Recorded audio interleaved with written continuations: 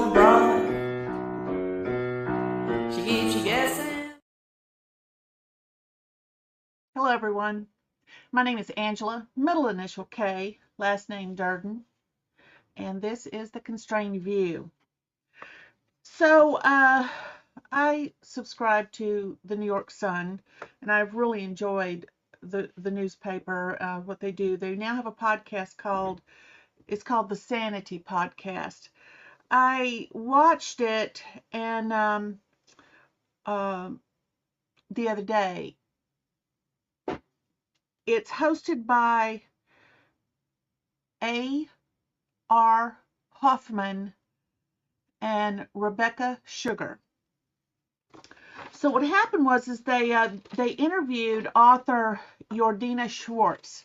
She's an award-winning journalist and Emmy-nominated producer who has a new book out, and it's called Ghost of a Holy War, and it's about the 1929 massacre in Palestine that ignited the Arab-Israeli conflict that has kind of continued on since then.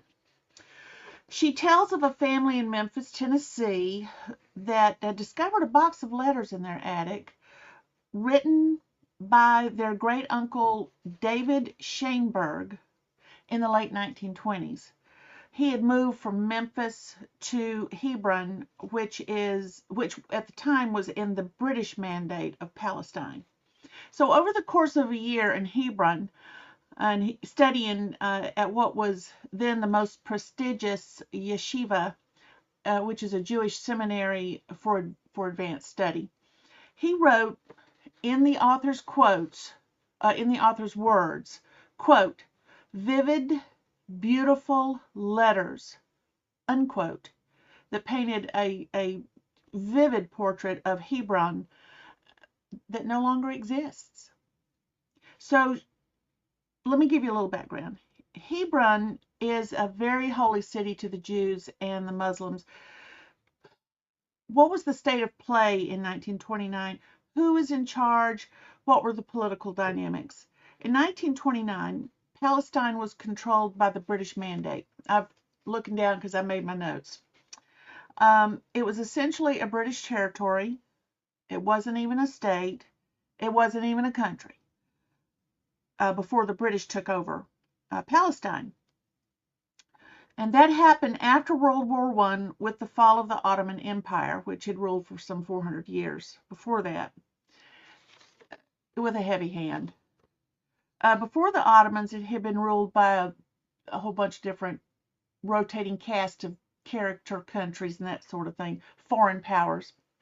The British came along and essentially promised independence to both the Arabs of Palestine and the Jews of Palestine.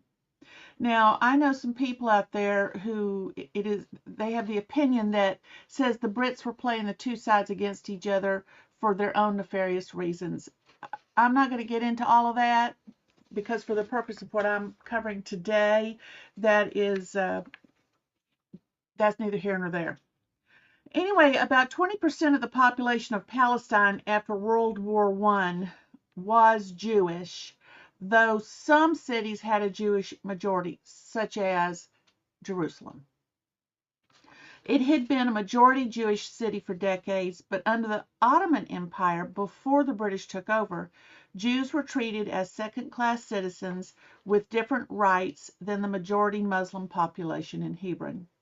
Jews were forbidden from entering their holiest place. Now, Hebron, the city, is holy to both sides because it's the burial place of Abraham, who's considered the father of the Jewish people, and in Islam, he's considered to be a great prophet. So under Muslim rule, Jews had been forbidden from entering the tomb of the patriarchs, which is where Abraham is supposedly buried, as well as other patriarchs and matriarchs of the Jewish people. So they couldn't go in. At the time Shainberg lived there in the late 1920s, it was a place where Jews and Muslims lived in peace side by side. I'm going to clarify that statement a little bit. They seemingly lived in peace side by side. Almost 100 years later, in 2007, what year was it? 2023? 23? Yeah, that's what it was. Had a typo in there. We find today that Hebron is a microcosm of the Arab-Jew conflict. In fact, it exemplifies one point highly, that coexistence between the two groups cannot exist. But when David lived there, quote, it was a beacon of coexistence, unquote. But was it really? David, I would say not, because David Schoenberg was murdered in that massacre of 1929 in Hebron. Jordina Schwartz says, quote, she, quote, used David's letters as a jumping off point to investigate why that massacre had occurred and the forces that it ignited over the course of the last century, unquote. Now, the 1929 massacre wasn't just a localized event in Hebron.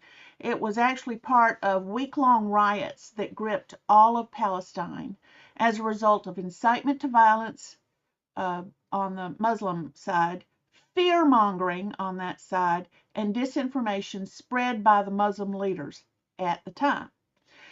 So the podcast host asked if we must, quote, rethink what living in peace side by side with our Muslim neighbors in Israel actually looks like in practice, unquote. Now that was asked because even in the best of times back then, there was real discrimination, as there is now. So is the idea of Jews living together side by side in peace with their Muslim neighbors a reality? Can it ever be a reality? Is it something that can be achieved?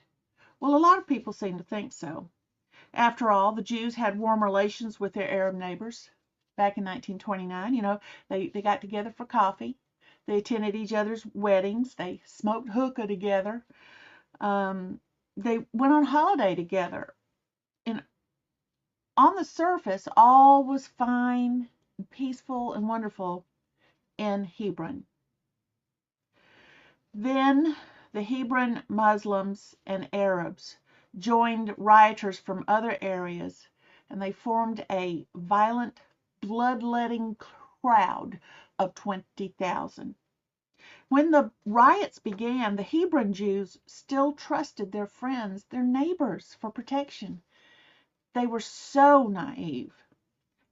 Frankly, they had been warned by members of a Jewish underground defense force. I think the name of that was Haganah, Hagana. It later became the IDF, but they had been warned that this was coming and that they should prepare to defend themselves because reliable intel said the holy war was coming for them. The precursor to the IDF, the Haganah, was thoroughly ignored. And we see that happening today in Israel. There was warning of this coming on October 7th. Everybody ignored it. Anyway, they ignored it to the detriment of themselves in Hebron and other areas back in 1929, as they did in 2023 on October 7th. So let's bring that down to today with protesters using vile language, calling for violence against and death for Jews and those who protect them, which are pretty much Christians. And just like back then, you got folks saying free speech rights, free speech that gives permissions for such calls to violent action. Yet that very speech is only a precursor to the actual physical attacks. Now, true, sticks and stones may break my bones, and words may never harm me. But if those words remained words, then sure, free speech is a right. But when that free speech is abused, and it is accompanied by threats and intimidation and violence and destruction, then it is no longer free speech. It is a bugle call to rush the enemy. And we've seen that rush, haven't we? The Jews in 1929 Hebron were treated as a weak minority, and they were. There were 800 Jews living among all the Muslims in that area. Even then, with some of them being good friends with some of the Muslims, they were cursed at, spat on, even when they were praying outside the tomb of the patriarchs. So you would have thought somebody comes to warn you that some of your neighbors around who have been spitting on you and calling you names and denying you access to a holy site that belongs to you too. They and their buddies are coming for you. You would think that would have been a clue, but it obviously wasn't. So even with the seeming peace and friendliness between the Jews and their Muslim neighbors back then, look what happened. A massacre of those Jews by the very neighbors that they had been good friends with. You know, today we can't even imagine any Muslim going to a Jewish neighbor's wedding. It just, where does it happen? So the question is why does the clash still exist? Why can't they both exist? Why do the Jews say that they can coexist with Arabs, but Arabs and Muslims simply mouth those words with a smile on their face when they know in their heart of hearts that when they get opportunity, and you know they often get opportunity and they love their anniversary dates of various things when they're going to get revenge, in their heart of hearts they are going to kill a Jew when they can do it. The destruction of Jews and those of the Christian faith is believed by the Arabs and the Muslims to be a holy war. They subtly and overtly spread messaging of that coming holy war, their intifada, when they will shake off the oppressor. Of course, their leadership themselves are the oppressors of the people of their own faith. They limit access to food, health care, and education, and tightly control all access to information that would allow their fellow Muslims to think for themselves, question accepted doctrine, and in other ways act contrary to Arab Muslim leadership wishes. So what do we have in the October 7th attack on Israel? Well, we have a repeat of history that goes not back to 1929, but all the way back to the Garden of Eden, where Satan lied to manipulate the first woman and got her husband, the first man, to join with her, bringing death and destruction and imperfection to all of mankind. Where you have death and destruction as a means to use and abuse a peaceful population, you have Satan's goals being carried out. Where you have people demanding the protection of users and abusers, you have Satan's messaging being carried out. And isn't this exactly what is being played out right now in the U.S. on illustrious campi and in judicial circles? Yeah. And isn't this exactly what is being played out in several countries with the use of lawfare and murder and imprisonment of not just Jews, but Christians too? Yeah. You see, Satan's methods and goals, they haven't changed, and they never will. There is no change of heart for Satan and his demons and his earthly minions. None. So the question is, does peace in the Middle East mean the people have changed? No. There's nothing wrong with having peace, even if it's an uneasy peace, even if it's a peace that's forced upon an aggressor to mind their manners. That's what it is, minding their manners. But it's not going to change the individual people. People are going to do what they're going to do. I mean, right now, you have Jews, after seeing the October 7th attacks on all those young people, you have Jews in the country of Israel taking up for those murderers, those killers.